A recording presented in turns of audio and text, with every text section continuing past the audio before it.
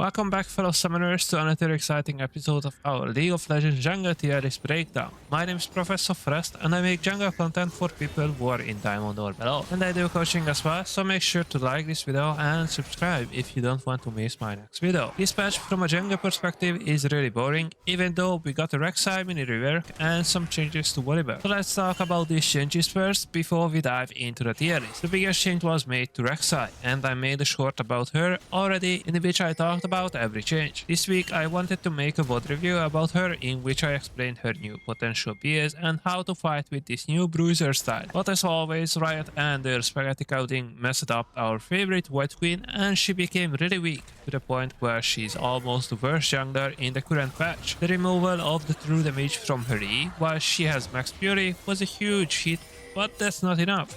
Somehow she got new bugs as well.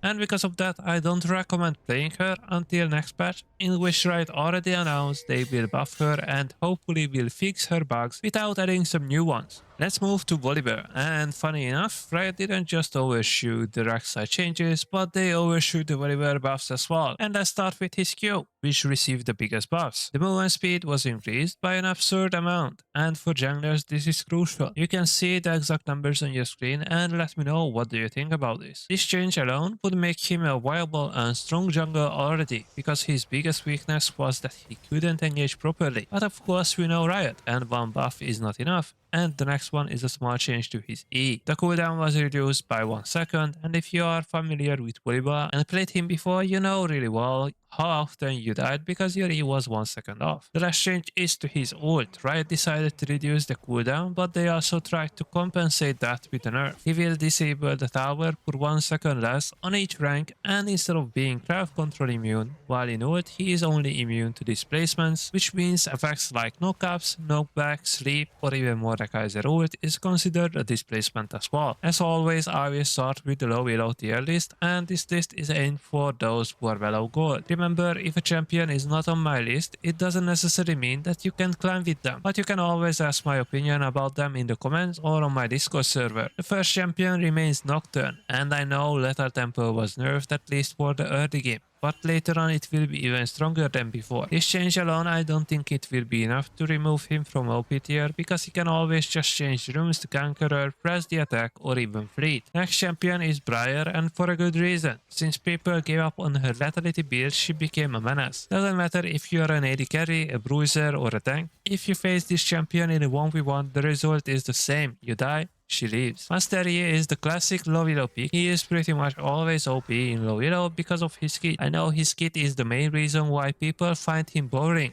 but those who enjoy and learn efficiency will climb really fast through the ranks. I don't have to say much about Velvet. She has good objective control, she can level 3 gank or just look to scale. If enemy team doesn't pay attention and ignore her for a bit, by the time they notice that she's pushing alone, they already lost 3 towers and an inhib. The last OP champion on this list is Brand. This guy is so broken, and because in low elo people won't invade you as much and can track you properly, you scale for free and farm your core items, which are cheap, and then just use your combo in teamfights, and because the enemy team has bad positioning, you can pretty much solo carry teamfights. So if you're above gold, you might notice that in the OP tier we have pretty much the same champions just like for low elo, except now I included Evelyn as well. She's amazing with her new build, which is the Bane Rush, and since farming junglers, at least most of them, are enjoying the meta right now, she is in a great spot.